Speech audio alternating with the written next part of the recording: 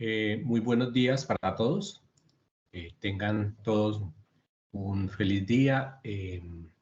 Como les había dicho, como les había comentado, les iba a enviar esta grabación de esta clase del tema del control biológico de plagas, ¿no es cierto? Ustedes ya desarrollaron la mitad de la guía número 9, que es el tema de las plantas nectaríferas, y la otra mitad, que es lo del control biológico de plagas. Entonces, vamos a dar inicio, voy a dar inicio a la presentación del tema del control biológico de plagas. Voy a compartir pantalla para que puedan ver la diapositiva.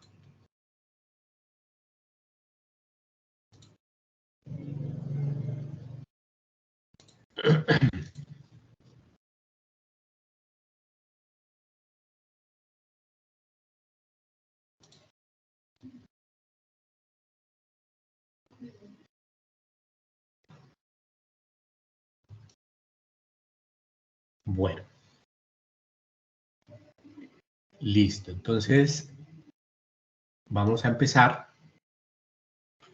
con, vamos a hablar en esta clase, vamos a hablar sobre las generalidades del control biológico de plagas. Dentro de las estrategias del manejo de plagas en el cultivo de la palma de aceite, encontramos una estrategia muy importante, muy beneficiosa para el cultivo, para el ambiente, ¿no es cierto?, que es el control biológico de plagas.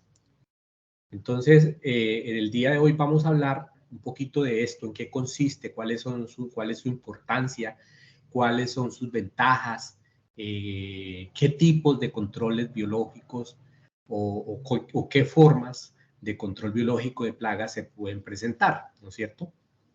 Entonces, vamos a hablar de ello. ¿Listo?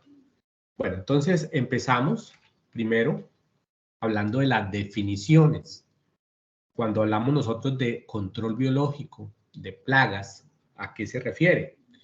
Si nosotros buscamos en el internet, buscamos en cualquier consulta, pues nos van a salir una gran cantidad de definiciones, ¿no es cierto? Que todas son muy valederas, ¿sí? Todas de todas maneras nos van a llevar a lo mismo, ¿sí? Entonces yo aquí les voy a presentar algunas definiciones importantes en este tema del control biológico de plagas. Bueno, entonces decimos que una definición de control biológico de plagas es una forma de manejar poblaciones de animales o de plantas. Eso podríamos decir que es el control biológico de plagas. Es una forma de manejar poblaciones de animales, en este caso, pues como estamos hablando plagas, que se refiere más que todo a insectos, pues sería a ese manejo de esa población de insectos. También podemos decir que el control biológico de plagas consiste en el uso de uno o más organismos para reducir la densidad de una planta o animal que causa daño, ¿sí? Entonces, cuando utilizamos un organismo que me controle a otro organismo, estamos hablando de un control biológico, ¿no es cierto? Porque no estamos utilizando ningún producto químico de síntesis química, ninguna sustancia de síntesis química. Simplemente un organismo va a controlar la densidad de la población de otro que es dañino, ¿no es cierto? También podemos decir que el control biológico de plagas es la represión de las plagas mediante sus enemigos naturales, es decir, mediante la acción de depredadores, parasitoides y entomopatógenos. Ya ahorita más adelante vamos a hablar de cada uno de ellos, de esos grupos, ¿no es cierto? Entonces, represión es la represión de las plagas, ¿sí?, mediante sus enemigos naturales. Los insectos plagas, ¿sí?, los dañinos, tienen unos enemigos, ¿sí? Tienen enemigos. Esos enemigos, pues, buscan para atacarlos, ¿no es cierto? Ya sea depredándolos, ya sea parasitándolos, o los microorganismos contaminan al insecto dañino y le producen enfermedad y la muerte, ¿no es cierto? Entonces, eso también podría ser otra definición de lo que es un control biológico de plagas.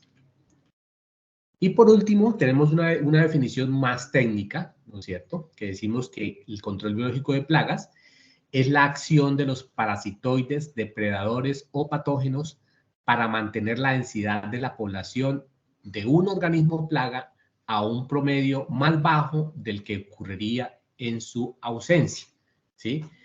Entonces, lo mismo, ¿no es cierto? Lo que busca es que estos controladores biológicos, ¿sí? Estos organismos controladores biológicos, llámense insectos, llámense larvas, llámense hongos, virus, bacterias, estos organismos lo que buscan es mantener o reducir esa densidad poblacional de la plaga, ¿no? El organismo plaga como tal, ¿sí? ¿Por qué? Porque, como les decía hace un momento, son enemigos naturales. O sea, ellos buscan siempre a atacar, a depredar, a parasitar, a enfermar, ¿no es cierto?, a estos organismos que son dañinos, ¿sí? Entonces, a eso es que nosotros nos referimos cuando hablamos de el control biológico de plagas. Cuando yo utilizo, si el control biológico de plagas puede ser natural o artificial, ¿no es cierto? Por ejemplo, el natural, como el que vemos aquí en la imagen de esta diapositiva, por ejemplo, ese chinche comiéndose una larva, pues ese chinche naturalmente, su instinto es ese, ¿no es cierto? Comerse las larvas, ¿sí? De larvas de pronto de un insecto que es dañino, ¿sí? Entonces, eso es un control biológico natural. ¿Por qué? Porque pues sucede allá en la naturaleza. Pero también ya existe el control biológico artificial. Bueno, ya existe o ha existido ya desde hace mucho tiempo. Existe el control biológico artificial, que ya es producir masivamente en laboratorios alguna especie controladora biológica que lo que se hace es llevar sus huevitos, dejarlos en el campo para que eclosionen, surja su ciclo de desarrollo y empiecen a buscar las plagas, ¿no es cierto? Las plagas para poderse alimentar, depredarlas o parasitarlas.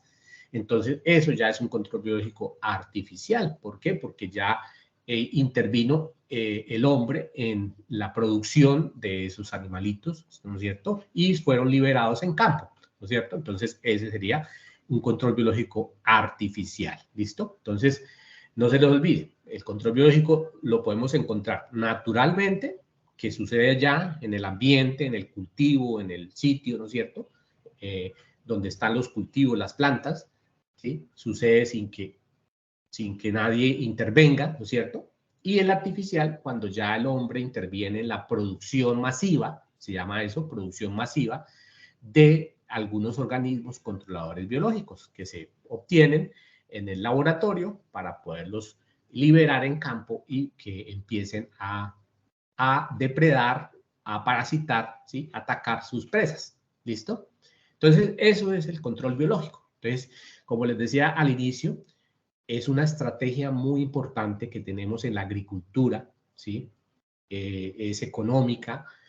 Si es natural, pues no nos vale nada, ¿no es cierto? Entonces, por eso es que tenemos que disminuir la aplicación de productos químicos, porque cuando nosotros aplicamos un producto químico, un insecticida, pues estamos matando los controladores biológicos naturales, ¿sí? El control biológico natural lo estamos matando y pues se va a acabar y las plagas empiezan a hacer de las suyas. Entonces, por eso es que hay que disminuir la aplicación de productos químicos. Los productos químicos es una estrategia que debemos utilizar como última alternativa en el control biológico de plagas eh, para precisamente conservar todas estas especies que nos prestan un beneficio, ¿no es cierto? Entonces, a eso se enfoca el control biológico de plagas. ¿Listo? Bueno, como es una estrategia para el control de plagas, Entonces, esto tiene unos objetivos, ¿sí? El control biológico tiene unos objetivos. Los objetivos es lo que se persigue, lo que se busca con esta estrategia. Entonces, ¿cuáles son esos objetivos? Primero, reducir las poblaciones de insectos plagas a niveles donde no causen daños económicos al cultivo, ¿no es cierto? O sea, que el control biológico lo que busca es que en un cultivo el nivel de la plaga no sea tan alto, ¿sí? El nivel no sea tan alto que vaya a ocasionar un daño económico y pérdidas para ese cultivo. Eso es lo que busca el control biológico, ¿sí? No podemos decir que vamos a acabar la plaga, no la vamos a exterminar por completo, ¿no es cierto? Tenemos es que saberla manejar, pero si nosotros las mantenemos a niveles muy bajos, pues obviamente esa presencia de ese porcentaje pequeño de plaga, pues no va a afectar económicamente el cultivo. Otro objetivo es permitir poblaciones de insectos plagas en niveles donde puedan garantizar el mantenimiento y supervivencia del agente controlador, ya sean predadores o parasitoides, ¿no es cierto? Es decir, que cuando establezcamos un controlador biológico, o sea, un control biológico artificial, cuando se libere en campo, pues que esas poblaciones se mantengan, ¿no es cierto? Se mantengan para que sigan, no simplemente se hizo la liberación, me hizo el control y el controlador biológico se desapareció. No, hay que mantener, ojalá que se mantenga para que me siga haciendo el control biológico de ahí en adelante, ¿no es cierto? Y precisamente mantengamos ese nivel ese nivel de daño, ¿no es cierto? O el nivel de población de las plagas, pues muy bajas, ¿sí? Entonces, eso también es otro de los objetivos.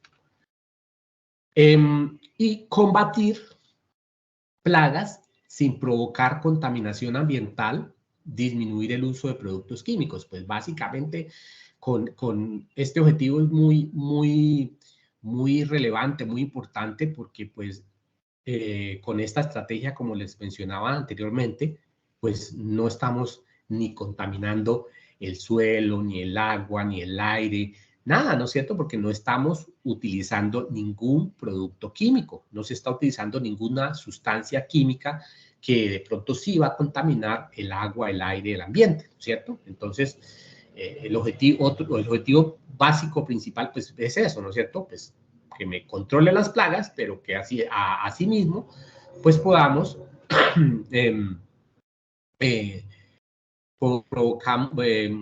contribuyamos a no contaminar el medio ambiente, ¿no es cierto? Entonces, ese sería otro objetivo.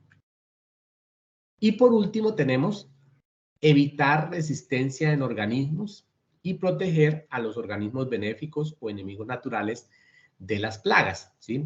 Es decir, evitar que los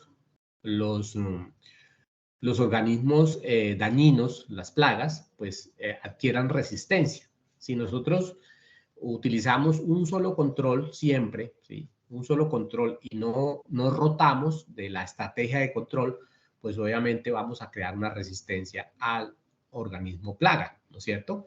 Entonces lo que hacemos es que se integren otros controles, pero que este control biológico, como les decía, se mantenga en el tiempo para que me siga haciendo el control allá naturalmente, ¿no es cierto? Entonces a eso apunta esta estrategia del control biológico de plagas. ¿Listo?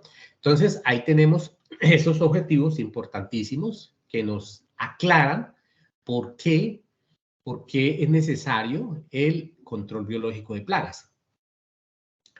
Bueno, veamos ahora las ventajas del control biológico de plagas. Ventajas, ¿qué ventajas tiene usar el control biológico de plagas en un cultivo? Entonces, dentro de las principales ventajas del control biológico de plagas, tenemos las siguientes. Primera, pues que nos va a permitir luchar contra estas sin tener que recurrir a insecticidas, plaguicidas, productos que son tóxicos y perjudiciales tanto para la salud humana como para el medio ambiente, ¿no es cierto? Pues eso es una gran ventaja, ¿no? Como les decía, Al utilizar esta estrategia no estamos contaminando el ambiente, no estamos utilizando ningún producto químico, ¿sí? Entonces es una gran ventaja que tenemos para la salud del hombre y la salud el cuidado del medio ambiente. Además, este método tiene un efecto permanente en muchos casos, aportando por ello el mejor de los efectos a largo plazo. Como les decía, lo que se busca con el control biológico es que si usted aplica un control biológico artificial, ese control biológico le dure en un largo tiempo haciendo su control, ¿no es cierto? Que no se desaparezca de inmediato, que hizo el control una sola vez y ya se desapareció, que después tengo que otra vez volver a aplicar o liberar, no, pues se permanezca en el tiempo, ¿no es cierto? Entonces, eso sería otra ventaja que tiene el control biológico de plagas. Otra ventaja es que su relación de eficiencia-costo, ¿sí? O sea, la relación que hay entre la eficiencia y el costo de la aplicación de esta estrategia se dispara también, y aunque requiere de inversión inicial, que en ocasiones son costosas, a la larga resulta el más económico de los métodos de control de plagas, ¿sí? De pronto, iniciando, ¿no es cierto? Iniciando, como todo, iniciando un proceso, pues obviamente hay que hacer una inversión. Pero, como les decía, lo que se busca es que el control biológico artificial que aplicamos pues permanezca en el tiempo. Entonces, si yo aplico o libero un controlador biológico, pues es para que se perdure en el tiempo, ¿no es cierto? Entonces, eso es otra de las ventajas. De pronto tiene un costo iniciando, ¿sí? Hay que hacer una inversión de pronto en la compra de estos productos biológicos, pero lo es eso, ¿no es cierto? Que ese control biológico perdure en el tiempo y que me dure haciendo por mucho tiempo ese control, ¿no es cierto? Entonces, pues esa es otra de las ventajas que tiene el control biológico de plagas. Bueno, ya vimos las ventajas, ahora hablemos de las desventajas, ¿sí? Entonces, también, así como tiene ventajas, pues de pronto tiene algunas desventajas, ¿no es cierto? No todo es perfecto, ¿sí? No todo es perfecto. Entonces vamos a ver algunas de las desventajas que tiene el control biológico de plagas. Su inconveniente más importante es que precisa de planes de actuación, estrategias y en general mucho más conocimiento que otros métodos de aplicación más sencilla, ¿no es cierto? Sí, o sea, de pronto el control químico, pues ya vienen las indicaciones de cómo aplicar el producto, cuánta es la dosis, cómo se aplica y ya, listo, se aplicó, ¿no es cierto? Esta estrategia del control biológico, pues obviamente su inconveniente es ese, ¿no es cierto? Que hay que conocerla, hay que saber cómo debemos, en qué momento debemos aplicar ese controlador biológico, en qué momento debemos liberar ese controlador biológico para que surta un efecto prolongado o para que surta un efecto positivo, ¿no es cierto?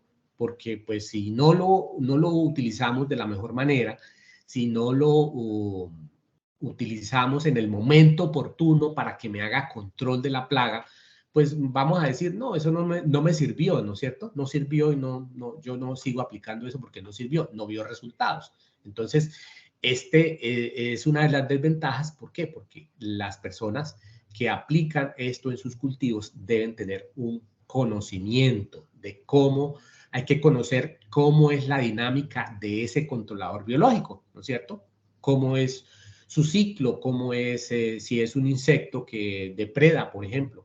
Entonces, cómo es su ciclo biológico, cómo se desarrolla, en qué momento lo debo liberar para que me haga control de la plaga que está en estado de larva, por ejemplo, ¿no es cierto? Entonces, todo eso hay que conocerlo. Entonces, eso lo podemos definir como una desventaja. ¿Por qué? Porque no es como otros controles que simplemente es aplicar y ya, ¿no es cierto? Su tiempo de actuación es notablemente más lento que los plaguicidas. puesto que hay que esperar a que el depredador se asiente y se multiplique para acabar con la plaga, ¿sí? Entonces, esto es lo que algunos de los agricultores o muchos de los agricultores por eso no creen de pronto en esta estrategia, porque dicen, no, es que eso mire, aplicamos hace 5 días y eso todavía, eso nada, que se mueren esas larvas, nada, que se mueren esos adultos, ¿sí? ¿Por qué? Porque lo que pasa es que es un proceso biológico y por lo tanto el proceso biológico va a durar un poco más tiempo, mientras que, por ejemplo, si usted aplica un insecticida químico, pues obviamente usted aplica el producto y de pronto a las 2, 3 horas, pues ya empieza usted a ver los efectos de que las larvas se empiezan a morir. Pero ¿a qué costa? ¿A qué costa? De que está matando ustedes o los controladores biológicos, está contaminando el medio ambiente, ¿no es cierto? Todo eso, ¿no es cierto? Entonces, además que el químico, pues de pronto son productos mucho más costosos, ¿sí? Los insumos químicos son mucho más costosos.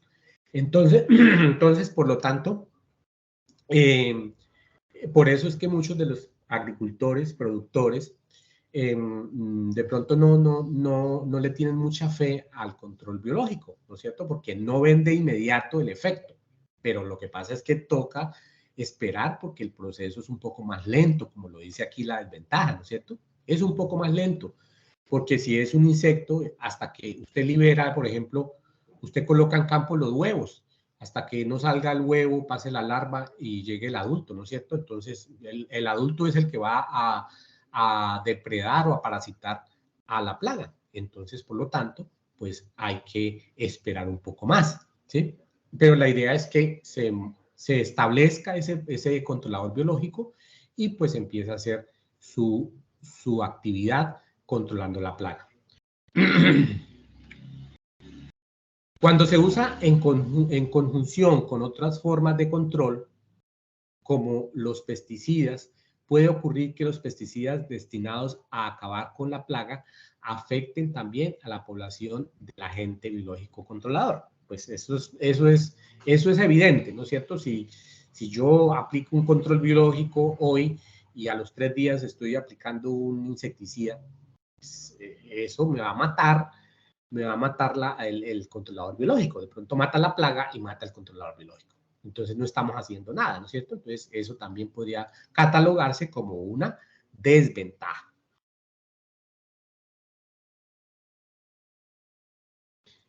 Bueno, ahora hablemos de la importancia del control biológico de plagas.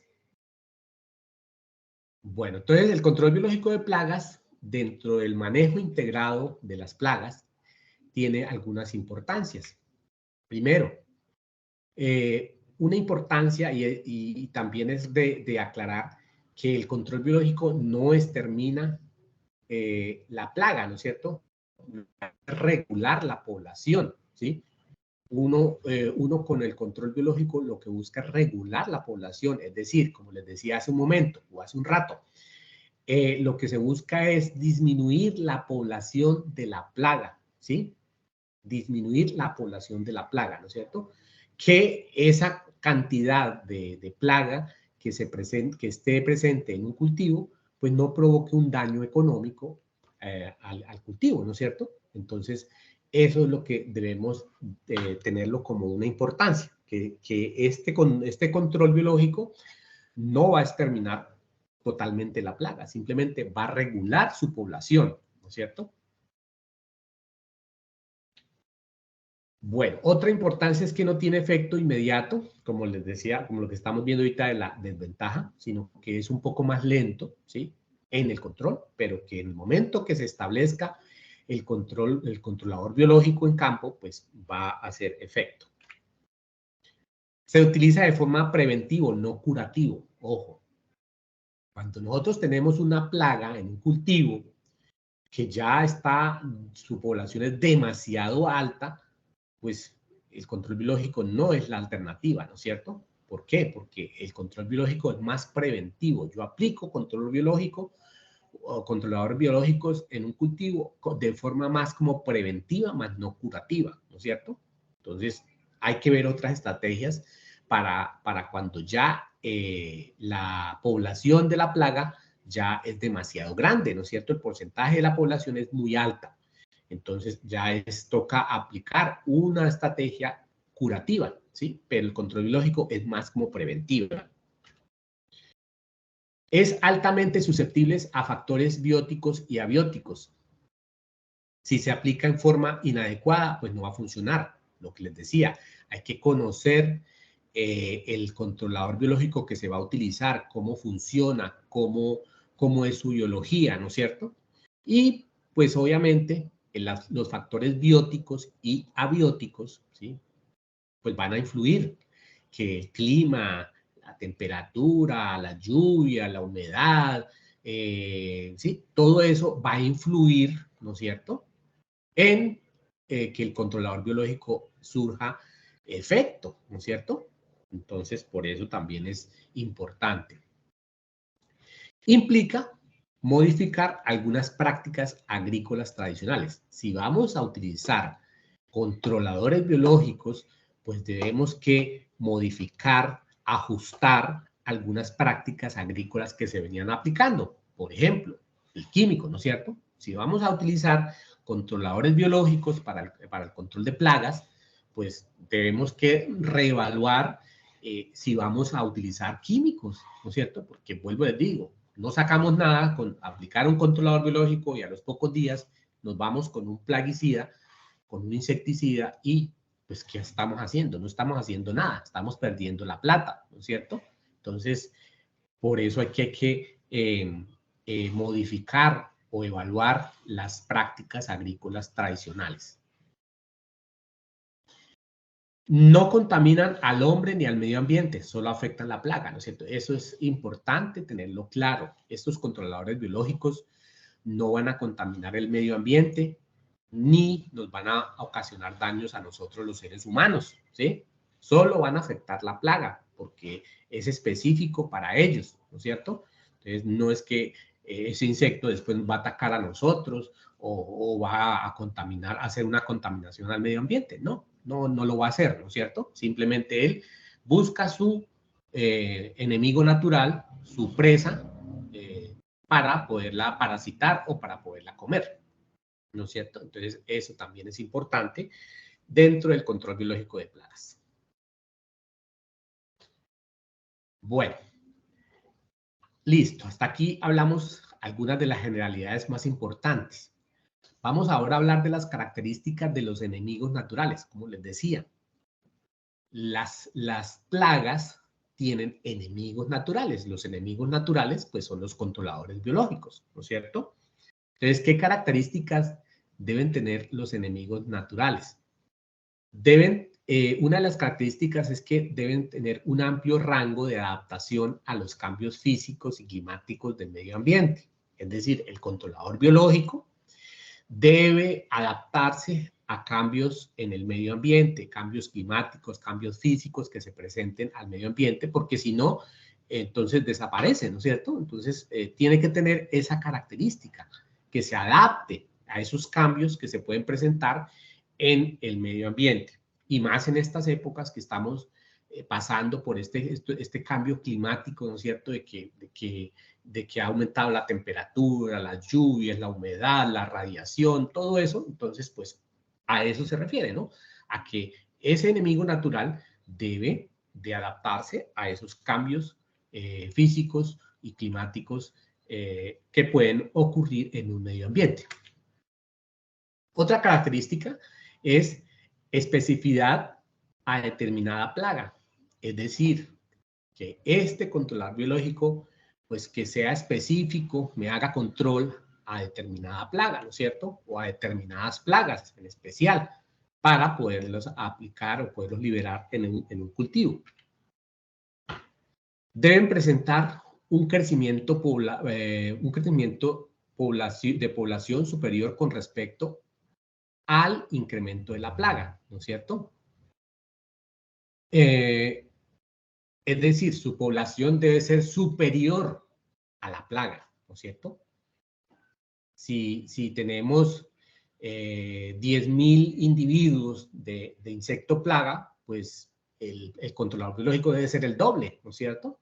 Debe ser mayor la población del controlador biológico para que surta efecto, porque si su población es menor, pues no va a ser, no se va a presentar el control biológico o no vamos a tener la finalidad o no vamos a tener ese proceso que hace este controlador biológico. Poseer un alto nivel de exploración, especialmente cuando se presentan bajas densidades de la plaga. Es decir, que el controlador biológico sea capaz de que si no encuentra la plaga, por ejemplo, en el momento en que ya hizo el control y bajó la población, entonces resulta que ya la plaga, como bajó la población, ya no hay que comer o que, ¿sí? Entonces que tenga la posibilidad de alimentarse de otras fuentes, ¿no es cierto? Puede ser de los néctares de las flores, ¿sí? de otra plaga, por ejemplo, ¿no es cierto? No específicamente de una. Entonces, pues, para eso también es importante que tenga esa característica.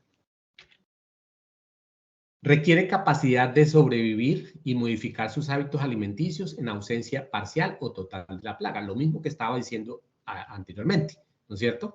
Que si ya no existe la plaga o que si la población es muy baja, pues que pueda modificar sus hábitos alimenticios. Es decir, si no encuentro este alimento, pues me alimento de esta otra, ¿no es cierto?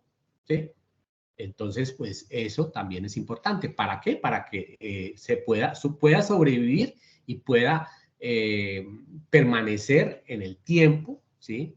En el tiempo, en esa área de cultivo, ¿no es cierto? Entonces, ese también es otra característica importante.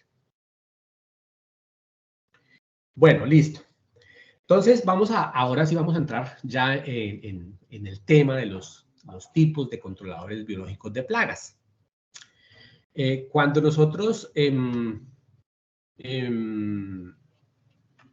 hablamos del control biológico de plagas,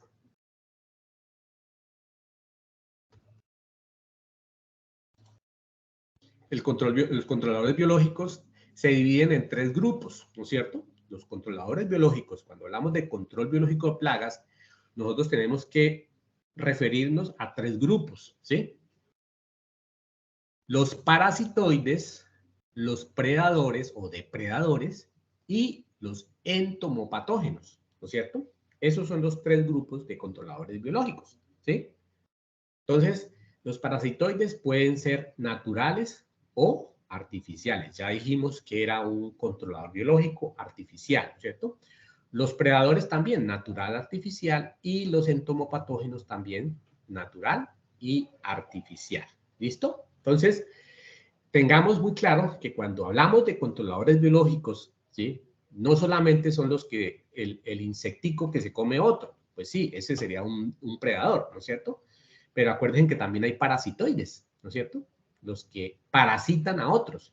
Al parasitarlos, pues obviamente al reproducirse su ciclo de vida dentro del otro, pues lo va a matar, ¿no es cierto? Y los entomopatógenos, que sería el otro grupo, pues obviamente son microorganismos que infectan al insecto y le producen enfermedad y lo matan, ¿no es cierto? Esos son los entomopatógenos, ¿sí? Entonces, los parasitoides y depredadores son insectos, ¿no es cierto? Son insectos que pueden ser adultos o pueden ser larvas.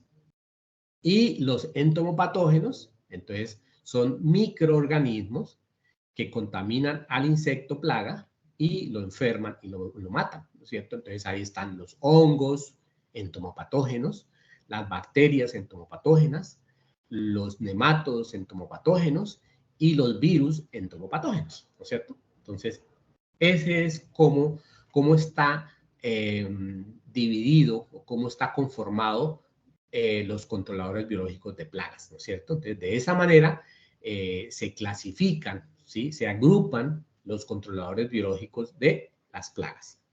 Entonces, vamos a hablar de cada uno de estos grupos, ¿sí? Para hablar un poquito más a fondo de cada uno de ellos. Pero primero, entonces, vamos a ver un video donde nos explican esto, ¿no es cierto? Nos explican lo que les está hablando de la división o la clasificación de los controladores biológicos.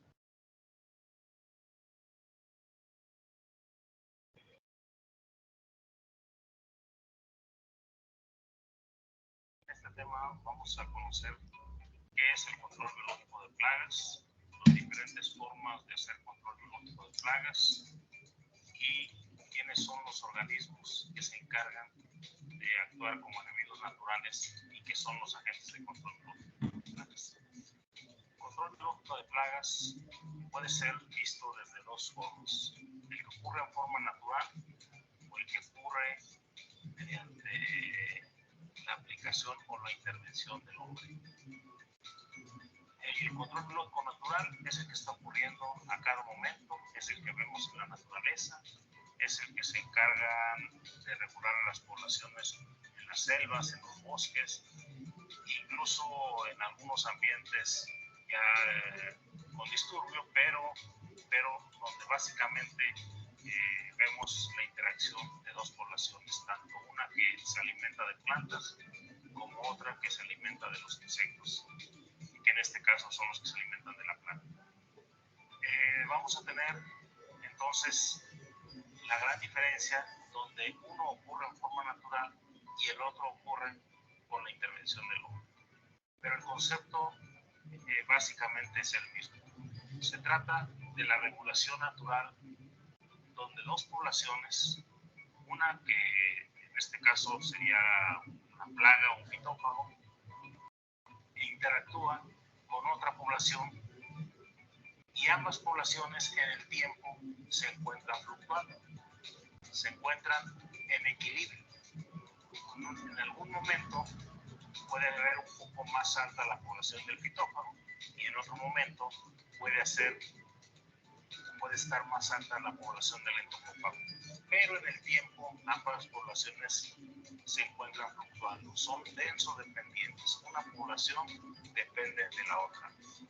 Nosotros estamos tratando, para el manejo del biológico de plagas, de buscar que el control biológico pueda funcionar tanto en forma natural como cuando es en forma aplicada. Bajo las dos circunstancias, si nosotros hacemos un buen manejo del biológico de plagas, podemos estar haciendo el aprovechamiento de esta herramienta. Veamos. Primero, hay que entender que el control biológico lo hacen parasitoides, depredadores o entomopatógenos. Serían las tres categorías de enemigos naturales que vamos a encontrar como reguladores biológicos. Y en contraparte, pues están los fitófagos, que son los insectos a los que nos interesa estar manteniendo en equilibrio. Esas serían las dos poblaciones, tanto la regulada como la que está regulando. Bueno, para el caso de los parasitoides, habíamos explicado en temas anteriores que son avispas y moscas. Para el caso de depredadores, habíamos explicado que son catarbitas, que son chinches, que son crisopas. ¿Qué es lo que nos interesa? Entonces, es que en el tiempo, en nuestros cultivos, durante el tiempo, se puede estar dando esta autorregulación o esta regulación inducida. Como ya lo explicaba, el control biológico lo hacen entomófagos o entomopatógenos, o ambos. Para el caso de los entomófagos es donde vamos a encontrar algunos de los casos más exitosos del uso de esta herramienta. Un conteo de una revisión bibliográfica nos muestra, por ejemplo, que de 1.193 casos exitosos de control biológico, en el 76% de los casos exitosos ocurrió cuando se usaron parasitoides y solo en el 24% de estos casos fue con el uso de depredadores. Esto nos indica claramente cómo particularmente las avispas, los parasitoides, son los que están haciendo el control biológico. Esto es importante destacarlo porque si nosotros hacemos una práctica en campo de revisar ¿Qué insectos entomófagos encontramos? Es muy fácil poder estar encontrando insectos depredadores, pero resulta mucho más complicado estar encontrando insectos parasitoides. Sin embargo, la estadística muestra que los que realmente son los que hacen el control biológico más efectivo son los parasitoides. Esto nos muestra cómo la efectividad del control biológico está sustentada principalmente en las avispas o en los parasitoides. En segundo lugar estaría el caso de las moscas como parasitoides, pero las avispas son las más importantes. Del 76% de casos exitosos que ocurrieron con parasitoides, el 84% fueron avispas y solo el 14% con moscas. Entonces, ahí está la importancia de los agentes de control biológico. No menospreciamos la actividad de los depredadores, sin embargo, la proporción en cuanto a casos exitosos, con mucho, al menos por ahora, la tienen los parasitoides. Tenemos el tercer grupo, que son los entomopatógenos, donde ya habíamos comentado que principalmente nos estamos refiriendo a bacterias, hongos y en algunos casos también a virus. Esta proporción de poblaciones es muy palpable el poder ver cómo, por ejemplo, por cada insecto dañino que uno puede encontrar en campo, podemos encontrar 50 o más casos de presencia de parasitoides o depredadores que actúan sobre ese insecto dañino. Por ejemplo, para el caso del gusano cogollero, una plaga importante o una plaga primaria en maíz, tan solo para México se han encontrado a 127 especies, de las cuales 86 son parasitoides y 41 son depredadores. Eso para México. Mientras que para ese mismo insecto, a nivel mundial, la lista es de 263 parasitoides y 88 depredadores, dándonos un total de 351 especies de insectos benéficos actuando solamente contra Sporoptera frugiperna o el gusano cogollero. Entonces, eso nos da una idea de la gran riqueza, del gran arsenal biológico que nosotros tenemos a nuestra disposición en campo, que podemos estar usando a nuestro favor. Nos preocupamos en el insecto dañino porque es el que se constituye como plaga, pero debemos de tomar en cuenta que en la eliminación de ese insecto dañino, si lo hacemos con insecticida, nos estamos llevando a la par este complejo tan amplio, tan numeroso, tan diverso de insectos benéficos. Como ya lo habíamos comentado también, los parasitoides se caracterizan porque en una etapa de su vida tienen que pasar necesariamente dentro de un hospedero, o pueden estar sobre un hospedero, pero siempre asociados a un hospedero. Cuando son de vida libre, entonces generalmente cuando son adultos, vuelan entre las plantas buscando flores, buscando miel, buscando néctar, para poder sobrevivir y poder estar apareándose con hembras y estar cumpliendo lo que es su ciclo vital. Vamos a encontrar parasitoides que actúan sobre huevos de hospederos, que actúan sobre larvas, incluso larvas de primeros estados de desarrollo, o parasitoides de larvas de los estados de desarrollo intermedio, o larvas que se especializan en los estados finales de desarrollo de los primeros.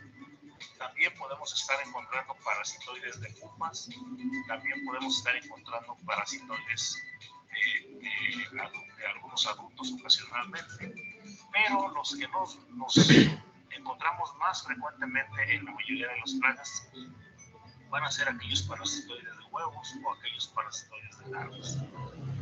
Nosotros podemos ver en esta imagen cómo es el ciclo de vida de un parasitoide, donde la misma llega, inserta un huevecillo en el hospedero, dentro del hospedero se desarrolla una larva que corresponde al huevecillo que depositó la avispa. Dentro de ese hospedero, la larva pupa finalmente vuelve a salir ya como avispa a repetir nuevamente el ciclo. Podemos encontrar parásitos solitarios, parásitos gregarios, podemos encontrar endoparasitoides, podemos encontrar ectoparasitoides, dependiendo del punto o del lugar donde están actuando o haciendo su función del parasitismo. Hemos encontrado algunos ejemplares muy importantes cuando hemos estado haciendo las revisiones de larvas de gusano cubiero, casos muy sobresalientes como por ejemplo el del Braconido quelodus insularis o el del Hygromonido campoletis modensis. Entonces encontramos una diversidad y un complejo muy importante de este tipo de insectos benéficos. Hay que recordar que estamos hablando de cadenas tróficas donde un parasitoide elimina a un fitófago, pero también podemos encontrar hiperparasitoides, o sea, insectos que van a estar eliminando a los parasitoides. Entonces, eso es las cadenas tróficas y eso son lo que ocurre pues a todos los niveles. Ocurre a animales de gran tamaño, pero también ocurre en los insectos que están actuando, como el caso de los parasitoides.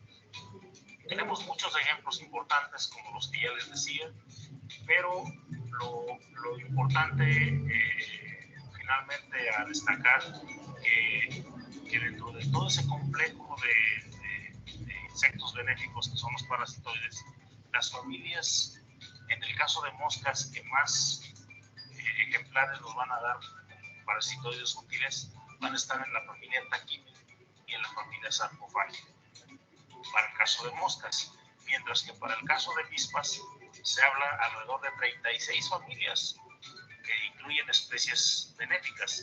Sin embargo, nosotros siempre hemos destacado la utilidad de hygromónidos, de bracónidos, lófidos, peromálidos, afelínidos, encíetidos, los parasitoides de huevos como tricogramátidos, mimáridos, algunos celiónidos, en fin, cuando menos estamos hablando de unas 10 familias de himenópteros que tienen todas ellas a un número muy importante de parasitoides. Un siguiente grupo es el caso de los depredadores.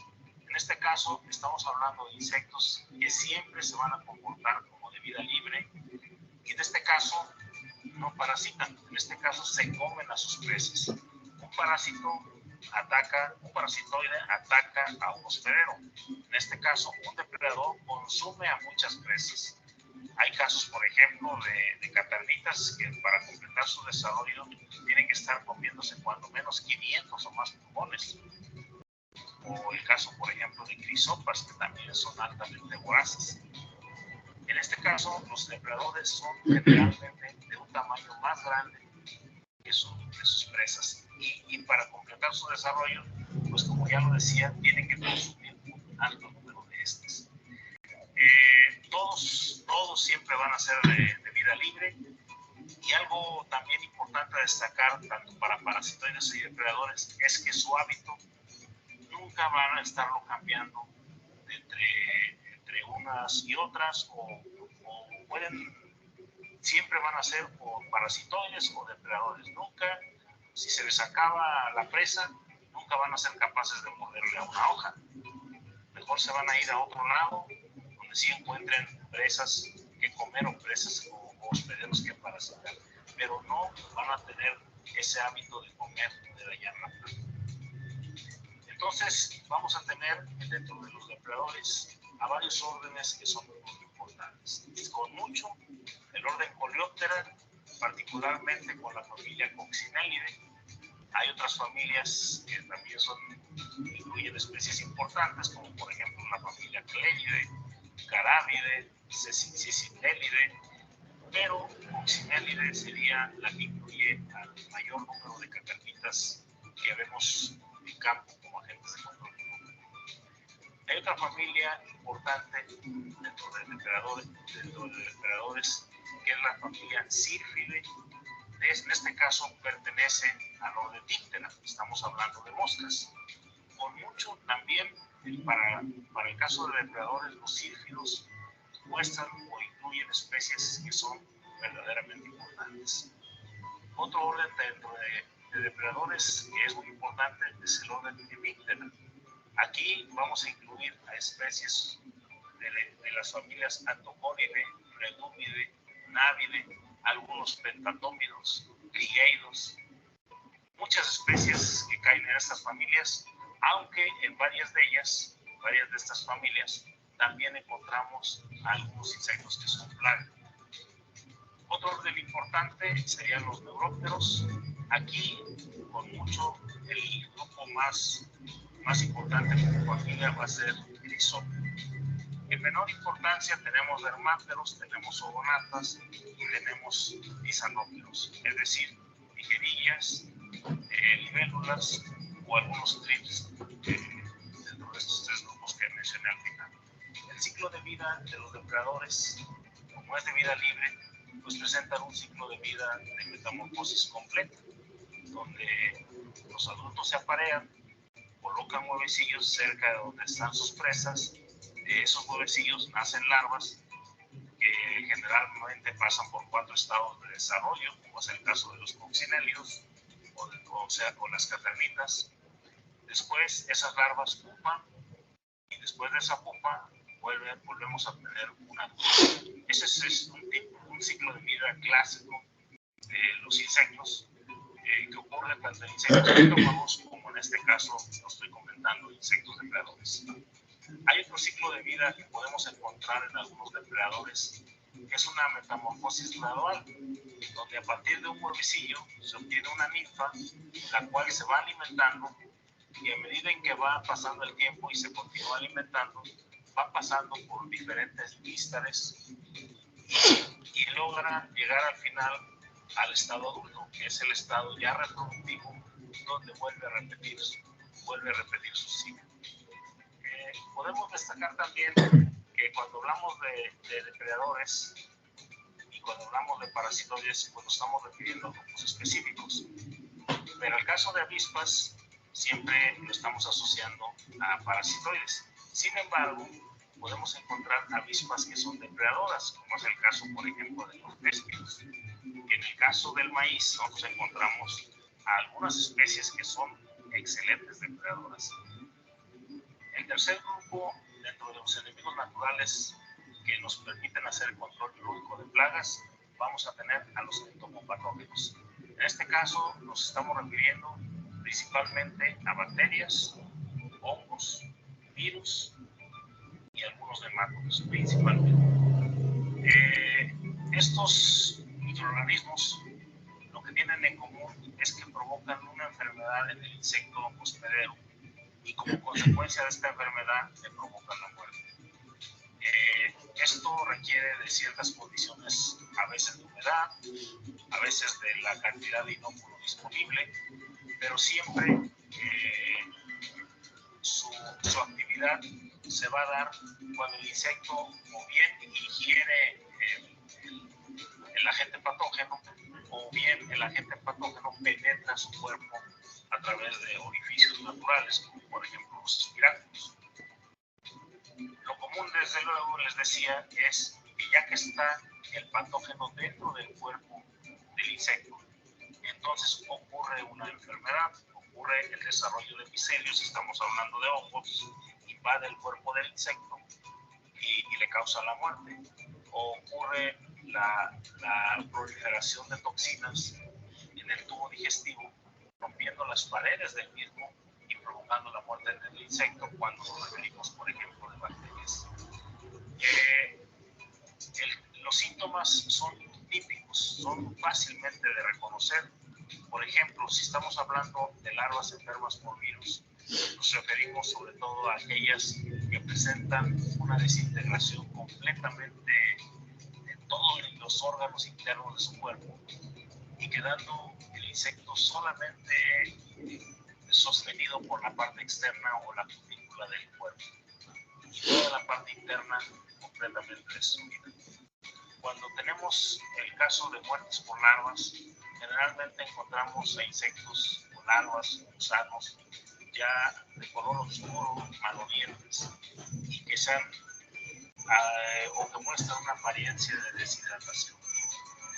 Y el caso de los hongos, también muy diferente a los otros dos casos, se observa claramente un colmillo que cubre al hospedero, y en este caso nos referimos a las esporas o incluso a micelio de los hongos que lo han invadido. Un caso particular ocurre con los nematodos. En este caso son otros organismos que han invadido el cuerpo del gusano, y como consecuencia de esta invasión le provocan la muerte. Bueno, finalmente, para terminar esta parte, vamos a comentar que existen tres formas de hacer control biológico: el control biológico clásico, el control biológico por aumento o el control biológico por conservación. El control biológico clásico consiste básicamente en traer del lugar de origen de las plagas a sus enemigos naturales. Es decir, plagas que no son nativas, por ejemplo, de México, hay que ir a buscar donde sí son nativas cuáles son los insectos benéficos que están controlando biológicamente y traerlos aquí a nuestras condiciones. O al revés, por ejemplo, el maíz es un cultivo que ahora ya se encuentra en todo el mundo, pero es originario de México. Entonces, donde tengan problemas de plagas de maíz, el insecto sea un insecto que ha convivido con el maíz aquí en México, pues tienen que venir aquí a México a buscar a los insectos benéficos que van a hacer el control biológico en el lugar donde se esté presentando el gusano común. Esto está ocurriendo, por ejemplo, ahora en África, donde la plaga recientemente ha sido introducida, y una forma de hacer control biológico clásico sería llevar avispas parasitoides de México hacia África. El control biológico, la otra modalidad, es por aumento. En este caso, se trata de liberaciones de organismos benéficos casi como si fuera la aplicación de un insecticida. Grandes cantidades al momento de una liberación o al momento que podríamos llamarle como de una aplicación. Por ejemplo, si estamos hablando de parasitoides, cuando hacemos control biológico por aumento, es el ejemplo típico de la liberación de crisopas o la liberación de tricograma, que se pueden liberar miles de individuos por hectárea para poder estar haciendo el control biológico de la plaga.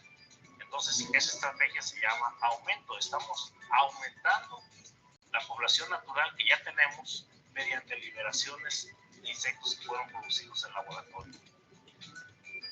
La tercera modalidad para hacer control biológico es por conservación. En este caso, se trata de dar las mejores condiciones para que tanto los insectos benéficos que ya están o los que estamos liberando puedan estar funcionando adecuadamente y puedan estar permaneciendo el mayor tiempo posible. Crear condiciones óptimas, como por ejemplo fuentes de alimento alterno, diversidad vegetal que permita que estos puedan tener sitios de refugio o sitios de mayor confort para estar en el cultivo, fuentes que complementen su alimentación, como por ejemplo la aplicación de azúcares o mieles adicionales a la que ellos pudieran estar encontrando entre las plantas. La mejor estrategia de conservación siempre va a ser evitar el uso de aplicación o aplicación de plaguicidas de alto impacto, sobre todo aquellos que matan todo. Sin duda, la mejor forma de hacer control biológico por conservación va a ser la de evitar la aplicación de plaguicidas, sobre todo la de aquellos considerados como de alto impacto o de los que matan todo. En la medida en que evitemos la aplicación de sus productos, estamos favoreciendo la estrategia de conservación de los enemigos naturales ya presentes.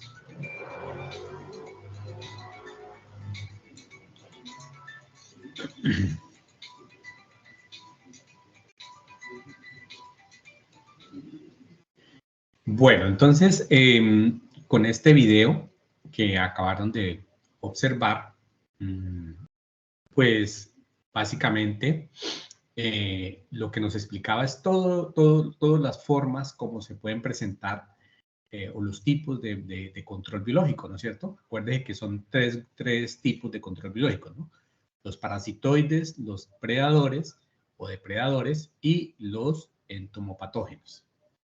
Entonces aquí vamos a repasar un poquito de lo que precisamente ustedes vieron en el video, porque en el video fueron muy claros qué era cada uno de ellos, ¿no es cierto? Entonces, el primero, entonces los parasitoides. Entonces, parasitoides viene de parásito, ¿no es cierto? ¿Sí? Entonces, es cuando una especie tiene la facultad o tiene la capacidad de reproducirse sobre o dentro de un huésped, ¿sí? Entonces, por ejemplo, las avispas, ¿sí? Las avispitas, que son las mayorías de parasitoides. Entonces, habrán unas que son parasitoides de huevos o de larvas, como lo vemos aquí, ¿no es cierto? Como lo vemos aquí en esta imagen. Una avispita puso sus huevos sobre la larva de un insecto plaga, puede ser, ¿no es cierto? Aquí esta otra está poniendo sus huevos ya no en la superficie del cuerpo de la larva, sino dentro de la larva, ¿sí? Entonces, eso es un parasitoide, ¿sí? Entonces, un parásito. Después de eso, esos huevos van a salir las larvas y esas larvas, pues obviamente, van a dañar la larva del insecto y la van a matar, ¿no es cierto? Entonces, pues eso es lo que busca este control biológico llamado parasitoides. Bueno, ¿qué características tienen los parasitoides? Son más pequeños que sus hospederos, ¿sí? Los parasitoides.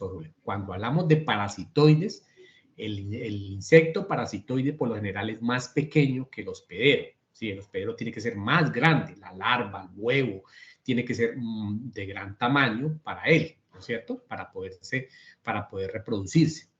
Únicamente la hembra busca el hospedero, pues obviamente, ella es la que pone los huevos, ella es la que busca el hospedero. El macho del parasitoide simplemente lo que hace es reproducirse. Él no va a poner huevos. La que busca y pone los huevos, pues es la hembra. Atacan únicamente una etapa de desarrollo del ciclo de vida del huésped. Una, ¿sí? Atacan únicamente una etapa, ¿sí? Puede ser el estado de larva, o el estado de huevo, o el estado de adulto, ¿no es cierto? Entonces, una sola. No es que quiere decir que va a parasitar huevos, larvas, pupas, todos los estados. No. Se especializa en una. Entonces, habrá unas que atacan o parasitan larvas, otras que parasitan huevos, otras que parasitan adultos, ¿no es cierto? Pero no todas. Los huevos o larvas de los parasitoides pueden ser colocados dentro, cerca o sobre el hospedero, ¿sí? Si hablamos que el huevo lo pone dentro, así como aquí en esta imagen de la que estoy indicando, esta avispita que está poniendo sus huevos dentro del hospedero, se llama endoparásito, ¿no es cierto? O sea, esto es un parasitoide endoparásito. ¿Por qué? Porque está poniendo sus huevitos dentro del hospedero. Y cuando los ponen cerca o sobre la superficie del hospedero, en este caso, como vemos aquí, esta avispita que puso todos estos huevitos sobre el cuerpo de la larva, entonces se llama un ectoparásito, ¿sí? Endoparásito dentro, ectoparásito sobre el hospedero. Cumplen una parte de su ciclo de vida dentro de un huésped, ¿no es cierto? Entonces, por ejemplo, los huevos, si es un endoparásito, los huevos los pone dentro y hasta que no salga la larva, ¿no es cierto? Entonces su ciclo de vida lo desarrolla como huevo y larva dentro del huésped, ¿no es cierto? Y después sí, por fuera. ¿Sí? Entonces, esas son algunas características que tienen los parasitoides. El ciclo de vida de los parasitoides coincide con el ciclo de vida afectado en el huésped, ¿sí? O sea, son como similar su ciclo de vida, tanto el parasitoide como el del huésped. Son altamente específicos. Por ejemplo, tricograma, que es una avispita, solo afecta huevos de lepidópteros, ¿sí? Son específicos, ¿sí? Entonces, esta avispita, que es su nombre científico es Tricograma sp, solo va a parasitar huevos de lepidópteros, no más, ¿sí? Por eso son específicos. Los adultos son de hábito libre y requieren de polen y néctar como alimento suplementario, ¿sí? Los adultos, como ellos no se van a alimentar de las plantas, ¿no es cierto? Entonces ellos tienen que tener una fuente de alimentación. ¿De qué se alimentan los adultos de estos parasitoides? Pues no se van a alimentar de comerse las hojas del cultivo, porque entonces serían plaga, sino que se van a alimentar del polen y del néctar de las flores de las plantas. Por eso es importante las plantas nectaríferas. Aproximadamente el 15% de todos los insectos son de este tipo, ¿sí? 15% de los insectos son de este tipo.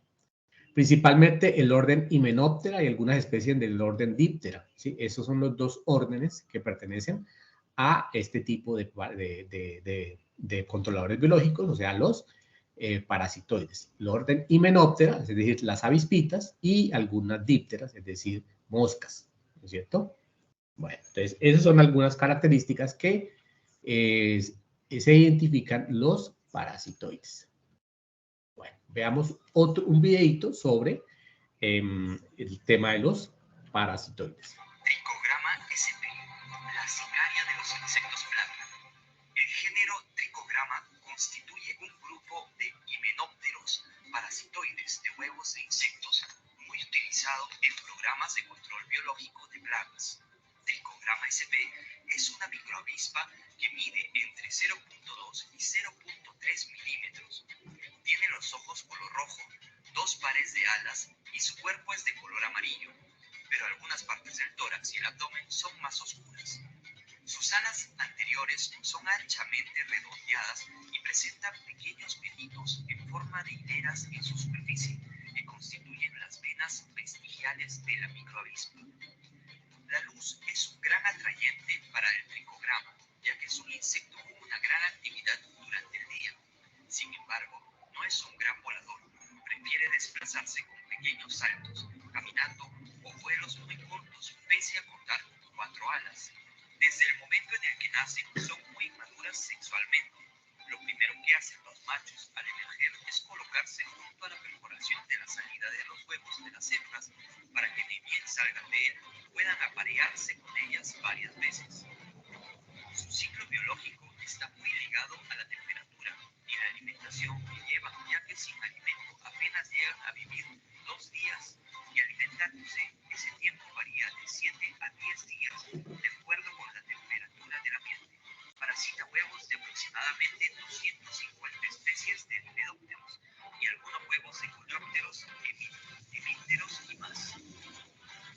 A las 24 horas de parasitado el huevo del insecto plaga, emerge una larva pequeña que puede durar 5 días para convertirse en pupa, y alcanza su estado adulto a los 2 días, que es cuando emergen los adultos de la microavispa. Pueden cubrir rangos de 25 metros cuadrados de acuerdo a la calidad de su liberación en el campo, su capacidad para buscar insectos plaga y el favorecimiento del viento. Los agroquímicos son grandes enemigos del género Tricograma sp, pues los adultos son altamente susceptibles y los estados inmaduros que aún se encuentran en los huevos se ven ciertamente afectados. Tricograma sp es un gran biorregulador natural utilizado en sistemas de control biológico que buscan restablecer los ecosistemas alterados por agrotóxicos que buscaban controlar las plagas o por aquellos considerablemente afectados por la mano del hombre. Solagro es un excelente proveedor de tricograma, siendo utilizada con mucho éxito para combatir plagas en cultivo de palma, maíz, caña de azúcar, arándano, algodón, alfalfa, entre otros. Si quieres más información sobre esta microavispa o más métodos de control biológico, no olvides seguirnos en nuestras redes sociales para estar bien informado. Recuerda que el compromiso ambiental y la recuperación de nuestras tierras es tarea de todos. Solagro, soluciones agrosostenibles. Bueno, entonces, como acabaron de ver, uno de los principales parasitoides es esa avispita que acabaron de ver, es una avispita muy pequeñita, ¿sí? Y que es del género Tricograma, ¿no es cierto? Tricograma sp. esa avispita ya se produce en un laboratorio, ya hay producción masiva de esta avispita, ¿no es cierto? Entonces ya venden los huevos, ¿sí? Venden los huevecillos, esos vienen pegados como en una especie de cartoncito. Usted compra esos cartoncitos, los coloca en el cultivo a cierta distancia, en ciertas partes del cultivo, y ahí empieza a hacer su ciclo para que aparezca, se reproduzca, ¿no es cierto? O sea, como viene en estado de huevo, pues tiene que pasar por larva, pupa y adulto para que llegue el adulto. El adulto, entonces, cuando ya sale el adulto, lo que hace es ir en buscar sus presas sus enemigos naturales para parasitarlos, ¿no es cierto? Entonces, ese es el parasitoide, uno de los parasitoides más importantes en el tema de la agricultura, ¿no es cierto? El tricograma, ¿no es cierto? La avispita tricograma. Bueno, aquí les presento algunos ejemplos de otros parasitoides, aparte del tricograma. Por ejemplo, aquí tenemos una avispita, esta avispita que ustedes están viendo aquí, ¿no es cierto? Amarillita. Su nombre es Cotesia sp. Es un ectoparásito. ¿Por qué? Porque ella pone sus huevos encima de la larva, como vemos aquí, parasitando a Cibine fusca, ¿no es cierto? A Opsifanes y a Dirfia gragatus. Entonces, fíjese que esta Cotesia, pues tiene un amplio control, parasita un amplio número de plagas en el cultivo de la palma de aceite. Entonces, ahí tenemos otro ejemplo que es Cotesia. Aquí tenemos otra avispita, es la Casinaria sp, otra avispita, ¿no es cierto? Parasitando huevos de Cibine fusca. Aquí hay otra, la Brachimeria sp, esta avispa que está aquí, negrita, parasitando pupas, fíjese, pupas ya no huevos, sino pupas de Opsifanes. Entonces son parásitos de pupas de Opsifanes. Y esta era la del video, ¿no es cierto? Tricograma, en este caso, de la especie Pretiosum, ¿sí? Porque hay diferentes especies, el género Tricograma y especie Pretiosum, ¿no es cierto? Entonces, ya vimos que, pues, parasita más que todo huevos de Lepidopteros, ¿no es cierto? Entonces, aquí tenemos parasitando huevos de Euprosterna y huevos de Stenoma cecropia. Y esta otra avispita también que se llama Spalangia sp, es una avispita negrita, parasitando pupas de Stomoxys calcitrans, ¿sí? Entonces ahí tenemos a este ejemplar. Aquí también tenemos otra que es la Oencyrtus, otra avispita que parasita huevos de bueno, Ciparicius no, sino ya hoy en día es Euphalamides guyanensis. Y Tetrastichus, esta avispita que parasita pupas de Demotis paneibae, ¿no es cierto? Pupas de Demotis paneibae. Recuerde que Demotis paneibae es una plaga del fruto, ¿sí? Y aquí tenemos a Telenomus, ¿sí? Telenomus, como es el adulto de Telenomus, otra avispita, que es un parasitoide de plagas. Entonces, fíjese que la mayoría de los parasitoides de plagas son del orden Hymenoptera, es decir, avispita, ¿no es cierto? Por ahí hay algunas moscas, pero la mayoría son avispas. ¿Listo? Bueno. Pasamos al otro grupo que son los predadores o depredadores, ¿sí? Que son especies de vida libre que se alimentan de otras especies durante su ciclo de vida, ¿sí? Es decir, ellos se comen a otros, ¿no es cierto? Pueden ser que se comen las larvas, los adultos los huevos, las pupas, ¿no es cierto? Entonces, eso es un depredador o un predador, es porque se alimenta de otros, ¿sí? Ya esto no los parasita, sino que se los come, ¿sí? Por eso llaman predadores. ¿Qué características tienen los depredadores?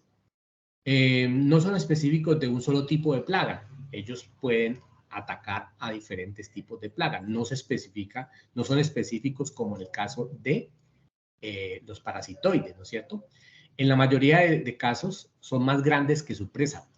En la mayoría de los casos el parasitoide tiene que ser más grande que la presa, obviamente. Tanto en estadios inmaduros como en adultos son depredadores. Matan presas de las que se pueden alimentar.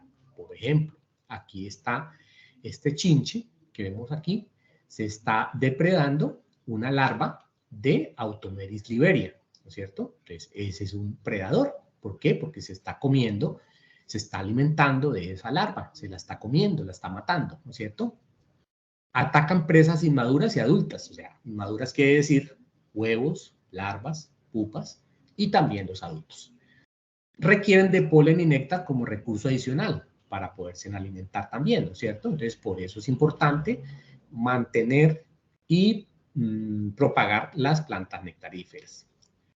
Más de 30 familias de este grupo, del grupo de los predadores.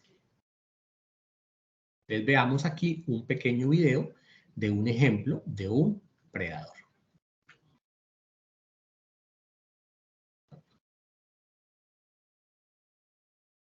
El proceso biológico y ecológico de Chrysoperla carnea, denominada vulgarmente como crisopa, es un insecto de la familia Chrysopidae que se encuentra en muchas partes de América, Europa y Asia. Los adultos se alimentan del néctar, polen y melaza que excretan los insectos plaga, pero las larvas son unas depredadoras activas, cuyo alimento preferido son los pulgones, moscas blancas, piojos harinosos, ácaros y otros pequeños insectos. Por ello, son perfectas para el control biológico de plagas en los cultivos. El ciclo biológico de Chrysoperla carnea dura de 2 a 3 semanas, cuando se está a 35 grados, y pasa por los estados de huevo, 3 estadios larvarios, pupa y adulto. Sus huevos son pedunculados, es decir, se encuentran en el extremo de un largo pedicelo, formado por una secreción del abdomen que solidifica rápidamente en contacto con el aire y que es fijado a las hojas por su parte inferior. Al principio son de color amarillo verdoso, pero conforme maduran van adquiriendo una tonalidad grisácea. Se pueden encontrar aislados o en pequeños grupos, fijados sobre la superficie de los vegetales. Las larvas son campoideformes, poseen el cuerpo deprimido con 2 piezas mandibulares muy visibles, finas y curvadas, y desarrolladas patas. Poseen pelos en el dorso del cuerpo. Su cabeza es de color claro, con 2 rayas oscuras divergentes, y en el dorso se observan un par de bandas oscuras longitudinales, junto a diversas rayas transversales paralelas. El tercer estadio larvario es el más agresivo de todos, depredando el 80% del total de presas que ingesta a lo largo de todo su ciclo biológico. Solo necesita clavar sus mandíbulas en el cuerpo de su presa para empezar a succionar todo su contenido fluido, eliminándola. La pupa presenta un aspecto sedoso de color blanquecino, de 3 a 4 milímetros de diámetro, y los adultos son de color verde pálido, con el abdomen largo y estrecho, y ojos relativamente grandes de color dorado y brillantes.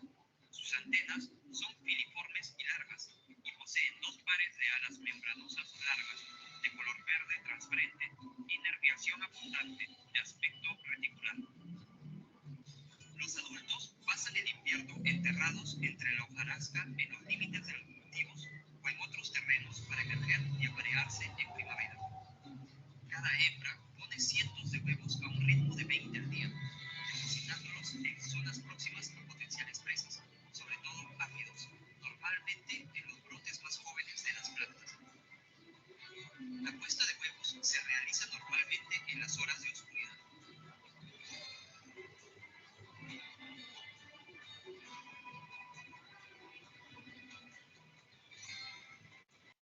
Si estás interesado en deshacerte de las molestas plagas que afectan al cultivo usando crisopas, no dudes en escribirnos a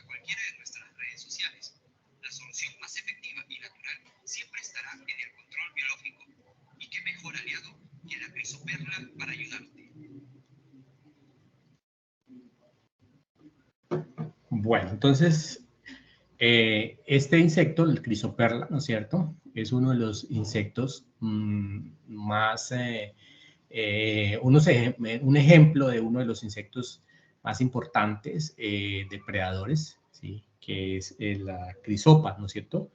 Entonces, veíamos precisamente cómo es que este insecto predador, ¿no es cierto?, se alimenta de sus presas, ¿sí? Y cómo se reproduce. Bueno, entonces veamos algunos ejemplos de predadores. Entonces tenemos uno que tenemos aquí, el Alcaeorhynchus grandis, que es este chinche, ¿no es cierto? Este chinche, pues como les decía, se alimenta de diferentes larvas, ¿sí? Aquí, como le decía hace un rato, veíamos alimentándose de larvas de Automeris liberia, ¿no es cierto? Pero también se alimenta de larvas de Usifanes, de Brazolis, ¿sí? De otro tipo de larvas, ¿sí? Entonces, ahí tenemos un ejemplo o sí, una especie depredadora. Tenemos aquí otro chinche, que su nombre científico es Podizus, es este chinche, que se alimenta de ninfas, ¿sí? De Euprosterna elaeasa y ninfas de Stenoma cecropia, ¿sí? También pupas de Opsifanes casina, ¿sí? Entonces también es otro predador. Aquí tenemos uno de importancia y muy común en los cultivos de palma de aceite, que es la hormiga Crematogaster, ¿sí? Crematogaster es una hormiguita negrita, ¿no es cierto? Y ella vive en una planta especialmente conocida como bajagua, una planta nectarífera. Ella vive allí, se alimenta del néctar de sus nectarios extraflorales que tiene la planta. Y ella, pues, se alimenta de pupas de Opsifanes casina en campo, ¿no es cierto? Entonces, ella nos hace control biológico en algunas plagas en el cultivo de palma de aceite. Bueno, listo. Entonces, ya vimos los parasitoides y los predadores. Ahora viene el tercer grupo, que son los entomopatógenos, ¿sí?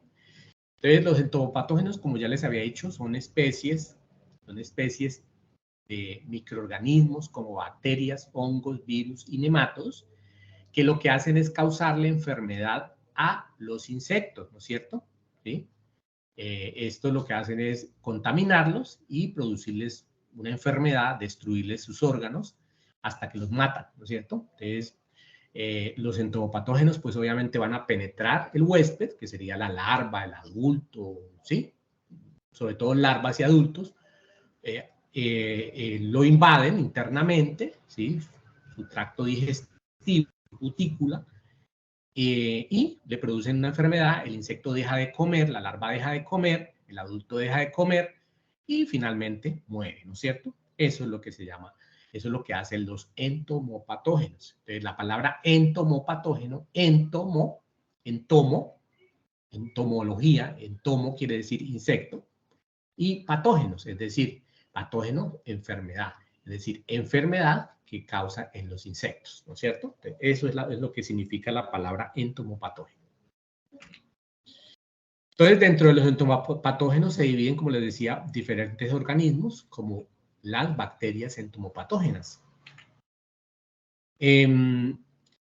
Estas bacterias, pues lo que van a hacer es contaminar a los insectos, ocasionándoles una enfermedad y matarlos, ¿no es cierto? Según la forma como afectan los insectos, pueden ser patógenos obligados, cuando solo se reproducen en un huésped determinado y no es posible cultivarlos o reproducirlos en medios artificiales o en laboratorio, ¿no es cierto? Ese es un patógeno obligado. Patógenos facultativos, cuando tienen uno o varios hospederos del mismo género del insecto y pueden ser potencialmente patógenos en humanos. Y patógenos oportunistas, cuando pueden enfrentar a un insecto, pero no de forma permanente, ¿sí? Entonces, esos son los diferentes tipos de bacterias entomopatógenas. Bueno, en este grupo de las bacterias entomopatógenas existe un género, ¿sí?, muy importante, que es el género Bacillus, ¿sí? Entonces tenemos Bacillus popiliae, que es un patógeno obligado, pero también tenemos Bacillus thuringiensis, que es muy común, Bacillus aspergillus, Bacillus cereus, ¿sí? Entonces fíjense que todos son del género Bacillus, pero de diferente especie, ¿no es cierto? También dentro de los patógenos facultativos está la Serratia marcescens, y el patógeno oportunista tenemos una bacteria que se llama el Clostridium sp, ¿sí? Entonces ahí tenemos algunos ejemplos de patógenos entomopatógenos, o bacterias entomopatógenas. Entonces ahí tenemos eso. Entonces el más importante es el Bacillus thuringiensis. Cuando ustedes escuchen Bacillus thuringiensis, entonces se está refiriendo a una bacteria entomopatógena. Bueno, ¿cómo actúan las bacterias entomopatógenas en los insectos plaga? Generalmente pues van a actuar por ingestión del insecto, es decir, ya sea de la larva o del adulto. Lo que hacen es que la bacteria va a ingresar por su boca, su sistema digestivo, ¿sí? Al consumir de pronto las plantas que están infectadas con la bacteria, cuando la bacteria se aplica, ¿sí? Y que fueron aplicadas, ¿no es cierto?, por el hombre. Una vez el insecto pues consume el alimento infectado, pues empieza a enfermarse, suspende la alimentación, ocurriendo una destrucción de los órganos internos y tomando una apariencia líquida y de aspecto lechoso. Su cuerpo va a tomar esa apariencia, ¿no es cierto?, como líquida, como lechosa, ¿no es cierto? Entonces, esa es la forma como actúan las bacterias entomopatógenas. Entonces, les decía, el Bacillus thuringiensis es pues, la más representativa de este grupo. Ya ese producto lo venden a nivel comercial con diferentes nombres. Aquí, por ejemplo, tenemos dos. Biotur es un producto a base de Bacillus thuringiensis, que lo que se hace es mezclarlo en agua, en la bomba, y aplicarlo a las plantas. NEM-X es otro producto, ¿no es cierto?, ¿sí?, de el Bacillus thuringiensis. Entonces ya esto sería Bacillus thuringiensis de forma artificial, ¿no es cierto? ¿Por qué? Porque es elaborado por el hombre, ¿sí? Es fabricado, producido por el hombre. Bueno, veamos aquí un videíto con respecto a las bacterias entomopatógenas. Hola, ¿qué tal? Buenos días, buenas tardes, buenas noches. Hoy día vamos a hablar sobre un insecticida biológico o un bioinsecticida. En este caso vamos a hablar sobre Bacillus thuringiensis. Es un insecticida biológico que parte a partir de la producción de la esporulización de la bacteria, en este caso de Bacillus. Bueno, prácticamente a partir de la reproducción sexual se produce este insecticida, que es la base principal. Pero además, una de las características que tiene este insecticida es que prácticamente hay un proceso en el estómago del insecto donde prácticamente ocurren varias etapas, varias fases para que recién se active digamos, el insecticida, y luego produciendo la muerte prácticamente de la larva. Por eso hay que tener en cuenta estas etapas, y esta característica lo que tiene este insecticida es que por eso, digamos, la manera como actúa, como elimina al insecto, es por la ingestión. Prácticamente su acción es, el insecto tiene que ingerir plantas ya tratadas con este insecticida. Bueno, y además de estas características que tiene, o sea que es muy limitada porque prácticamente controla larvas de lepidópteras, pero gracias a este estrecho rango que tiene el insecticida, genera, digamos, un bajo impacto en el ambiente y en el ser humano de la toxicidad. Por eso es que prácticamente este insecticida no es tóxico para otros organismos, prácticamente no perjudica a los insectos benéficos, a los parásitos, a los predadores de las plagas, y no es tóxico para los mamíferos, aves y peces. Entonces es muy recomendado el uso porque tiene esas características muy importantes. También, al mismo tiempo que estaba diciendo, este insecticida estomacal, porque prácticamente se activa en el estómago del insecto y prácticamente después que ya haya ingerido estas larvas al momento de alimentarse. Bueno, cuando el insecto prácticamente se alimenta de una planta tratada con este insecticida, a simple vista tú le puedes ver a la larva que está ahí en sus sitios aparentemente vivas, pero sin causar daño y luego ya viene la muerte del insecto. Bueno, una vez que ya se ingirió, prácticamente la muerte va a ser un par de horas, digamos 48 horas a 72 horas, ya prácticamente el insecto está muriendo. Y la manera que nosotros podemos aplicar este producto es en los primeros síntomas que se manifiestan en la planta. Los síntomas son los daños que realizan los lepidópteras, prácticamente cortadera, todo esto, pero la recomendación es que tienes que aplicar el insecticida en las etapas de estadio de larvas en 1 o 2, que es lo más recomendado, y lo que le va a dar una efectividad a este insecticida. Y además tienes que tener mucho en cuenta la cobertura cuando nosotros tenemos que aplicar al momento. Incluso nosotros podemos aplicar un día después de la cosecha, entonces no es muy persistente y otros factores. Bueno, y pasamos en la etapa de la dosificación o la dosis, como quieras llamarlo. Mira, para entender esto es que, como te había dicho, es un insecticida estrecho, prácticamente específico para larvas, y es muy estrecho, entonces controla muy larva. Y para darte la dosis, quería recomendarte que hay 2 maneras de aplicarlo, o para 2 tipos de diferentes larvas. Una que son las larvas, que son prácticamente comedores de hojas, que comen las hojitas de las plantas. A estos insectos, o a esta plaga, o esta lepidóptera, la dosis sería 250 gramos por 200 litros de agua. Con esta dosis tú aplicas y normal trabajas. Ya, y si tienes una mochila de 20 litros, vas a aplicar 25 gramos en una mochila de 20 litros y también lo trabajas. Y cuando lo aplicas, tienes que llenar primero tu mochila de 20 litros la mitad de agua y luego aplicas el producto. Y primero tienes que disolver en un envase pequeño para que sea una mejor preparación y un mejor uso al momento de aplicar. La otra dosis que te recomiendo es cuando apliques para gusanos que son perforadores. A estos gusanos que son perforadores los puedes conocer porque prácticamente realizan minas y agujeros dentro de la planta, dentro del tallito y todo eso. Y la recomendación, la dosis, aquí sí es el doble. Entonces, vas a aplicar 500 gramos por 200 litros de agua. En una mochila de 20 litros estás aplicando 50 gramos por 20 litros de agua, y así como la anterior tienes que utilizar estas recomendaciones.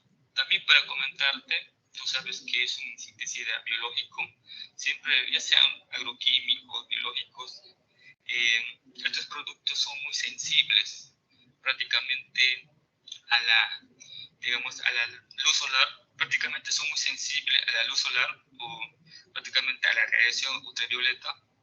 Es uno de los factores prácticamente que limita al insecticida o prácticamente la estabilidad en este caso de bacilios, y además de otros factores ambientales como son, digamos, la luz, la lluvia, el viento, y además un factor muy importante también es la degradación microbiana. Bueno, hay que tener en cuenta que también cuando el insecticida es expuesto, digamos, a la luz, no dura más o menos 3 días, o sea, menos de 3 días dura este insecticida. Y tener en cuenta el uso de la aplicación y el momento.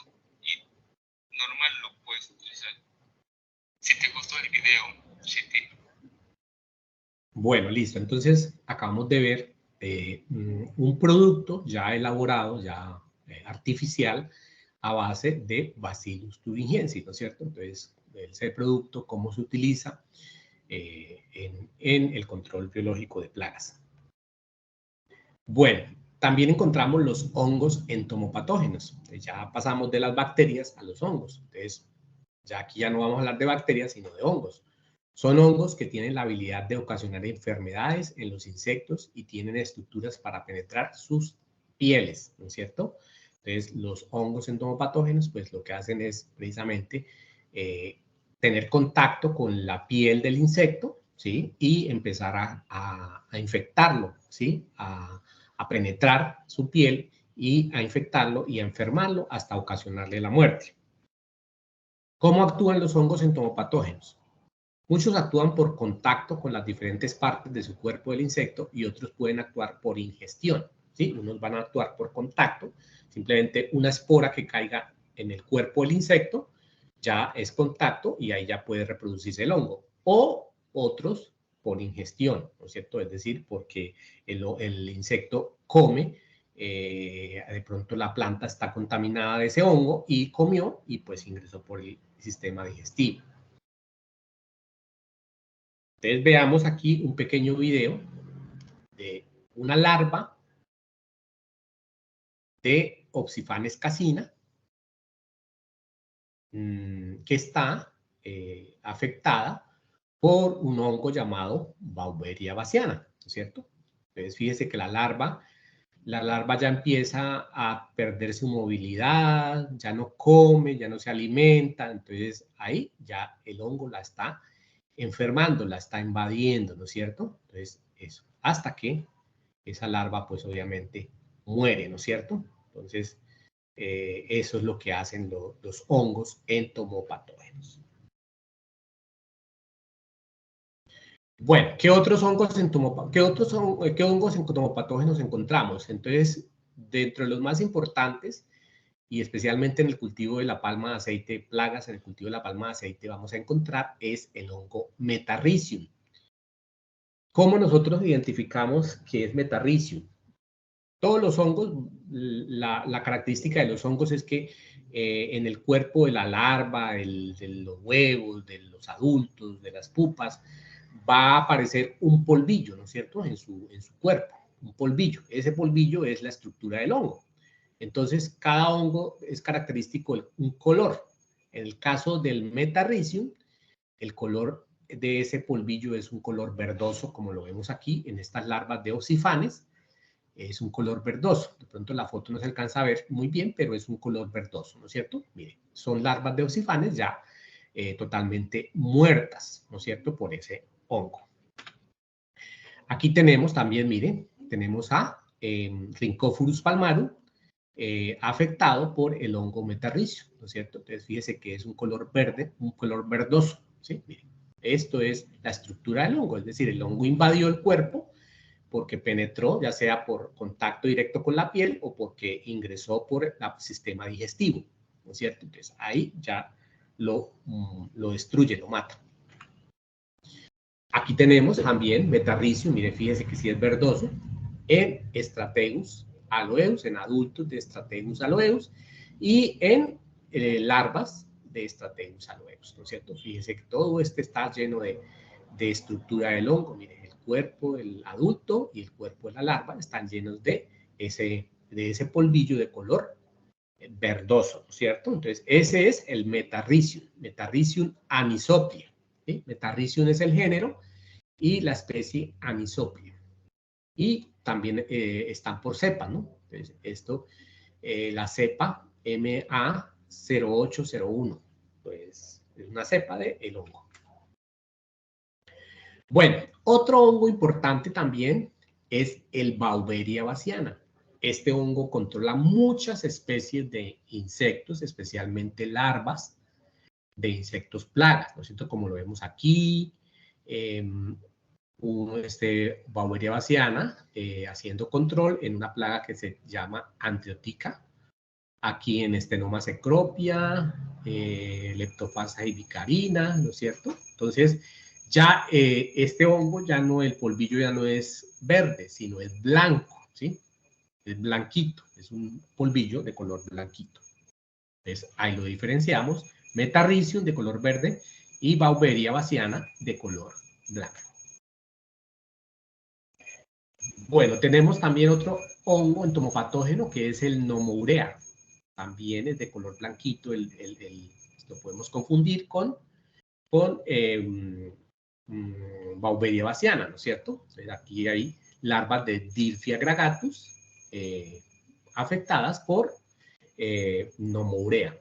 Y aquí tenemos también larvas de Dilphia gragatus, esto es en laboratorio y esto es en campo. Otro hongo son los Phacelomices, ¿sí? Phacelomices. Tiene mucha afinidad con adultos de Leptofarsa hibicarina, ¿no es cierto?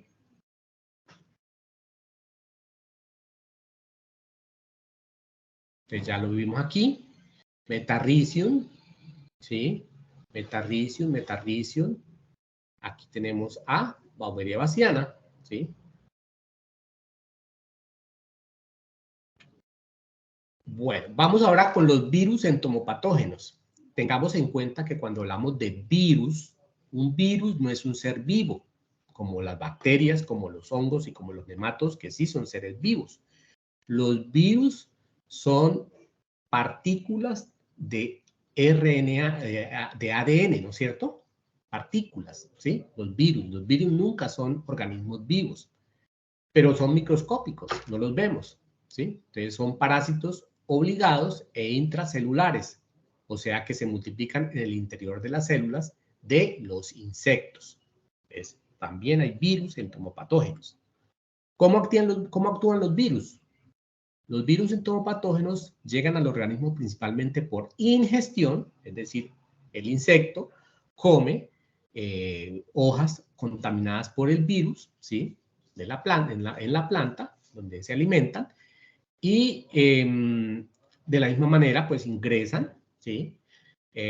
A su tracto digestivo y empieza el virus a dañarle todo internamente, todos los órganos internamente. ¿Por qué? Porque actúa intracelularmente. Bueno, los virus entomopatógenos se clasifican de acuerdo al tipo de ácido nucleico que tienen. Entonces hablamos de uno que es el virus de la polihidrosis nuclear. Están presentes en el suelo, en la superficie de las plantas, hasta donde pueden ser transportados por otros organismos. Por lo tanto, este virus, una vez penetra al sistema digestivo del insecto, lo infecta. Por eso, a los insectos enfermos les sale un líquido rojizo por el orificio anal, ¿no es cierto? Entonces, cuando están infectados, ya internamente empiezan a botar un líquido de color rojizo por el orificio anal del insecto. Está otro que es los virus de la densonucleosis. Se encuentran en los mismos lugares de los anteriores y cuando son ingeridos causan la destrucción de tejido y órganos internos, consecuencia de la cual el insecto libera gran cantidad de secreción bucal y anal. Es decir, ya el insecto ya no bota solamente por el orificio anal, sino también por la boca. Le sale una secreción, una sustancia líquida, ¿no es cierto? Entonces, eso es un indicativo que el insecto, el adulto o la larva, está afectada por el virus de la densonucleosis. Entonces aquí tenemos algunos casos en palma de aceite, larvas de Dilphia gragatus, ¿sí? Miren cómo quedan.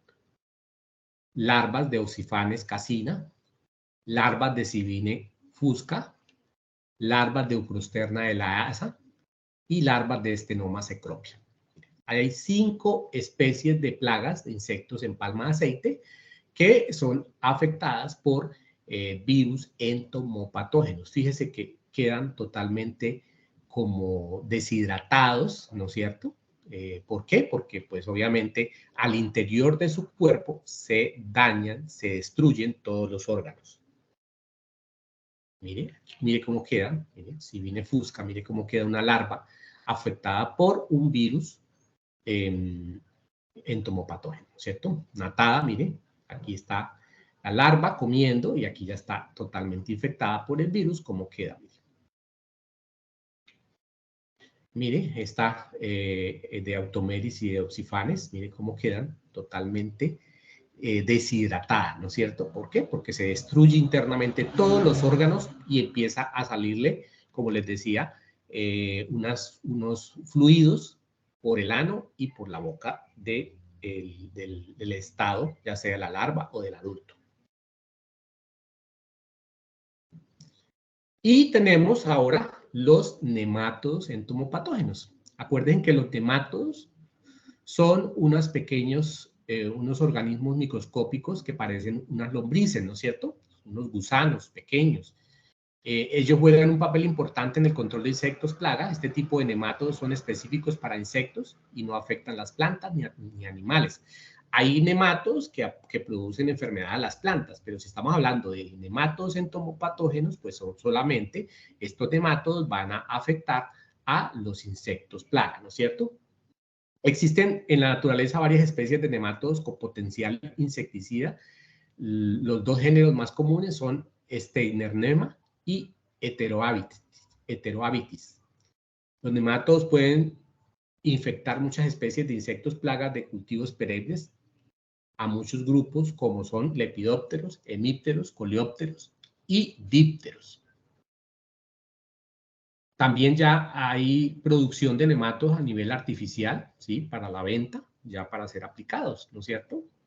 Pero también los hay natural allá en el ambiente. Características de los nematodos entomopatógenos. ¿Qué características tienen estos organismos? Efecto letal rápido, van a producir un efecto letal, es decir, que producen la muerte rápidamente. Amplia gama de ciclo de vida, son muy prolíficos, es decir, se reproducen demasiado rápido y mucho. Sobreviven en el suelo por mucho tiempo hasta localizar, o localizar su alimentación, su hospedero, ¿no es cierto? Se diseminan fácilmente por el alto número de hospederos y son específicos a insectos y no afectan plantas ni otro tipo de organismos. Por ejemplo, a nosotros los humanos no nos van a afectar, ¿no es cierto? Porque son solamente para insectos plaga. Veamos aquí un pequeño video sobre un nematodo.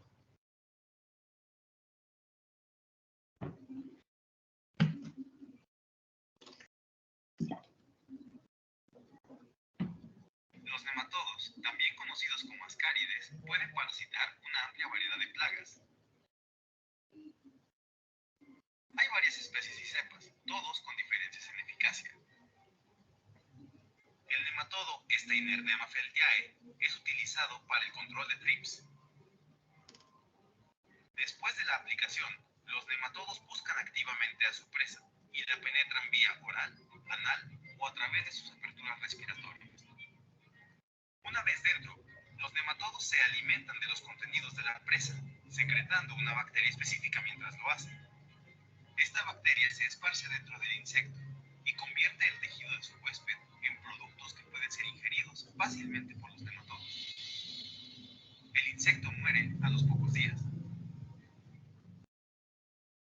Los insectos afectados cambian de color amarillo a café claro y se vuelven más viscosos o se deshidratan.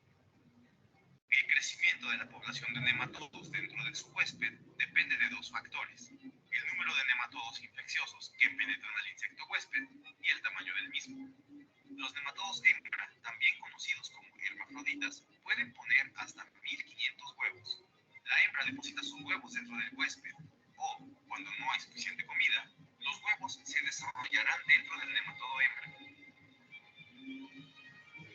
De los huevos eclosionan larvas que se desarrollan rápidamente. Miles de nematodos pueden abandonar al huésped eventualmente. Inmediatamente comienzan a buscar nuevas presas.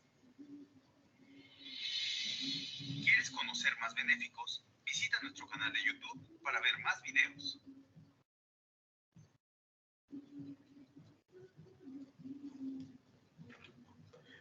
Bueno, listo. Entonces, eso era todo con respecto al control biológico de plagas.